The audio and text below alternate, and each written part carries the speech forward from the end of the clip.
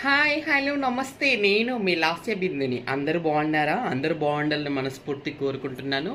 ఈరోజైతే నేను కొత్త వీడియోతో మీ ముందుకు రాబోతున్నాను. ఏంటి అంటే మన అమ్మమ్మలు నానమ్మల కాలంలో రాత్రి మనం తినంగా మిగిలిన అన్నంలో కాచి చల్లార్చిన పాలు, పెరుగును తోడేసి అందులో 4 ఉల్లిపాయలు 2 మిర్చి కట్ చేసి కొద్దిగా జీరా సాల్ట్ వేసేసి కలిపి రాత్రంతా ఆ కుండలో మజ్జిగ అన్నాన్ని కలిపి తెల్లారి పడిగడుపునే తినేవారు.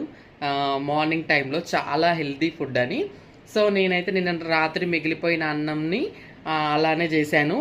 అందులో కాచి చల్లార్చిన పాలు అండ్ పెరుగు తోడేసాను. కొద్దిగా ఆనియన్స్ కట్ చేసి ఆనియన్స్ అందులో వేసేసాను. కొద్దిగా జీరా పౌడర్ అండ్ సాల్ట్ పౌడర్ వేసేసాను. ఇప్పుడే ఓపెన్ చేశాను. ఓపెన్ చేసినాక చూడండి ఎలా అయిందో. కర్డ్ రైస్ టేస్ట్ చూస్తాను. ఇప్పుడే దీంట్లో కొద్దిగా చట్నీ కూడా, పల్లి చట్నీ అంచుకు వేసుకున్నాను. చూద్దాం.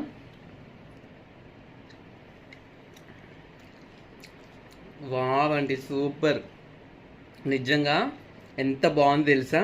నేనేమో అనుకున్నాను కానీ ఫస్ట్ టైం ట్రై చేశాను. చాలా బాగుంది.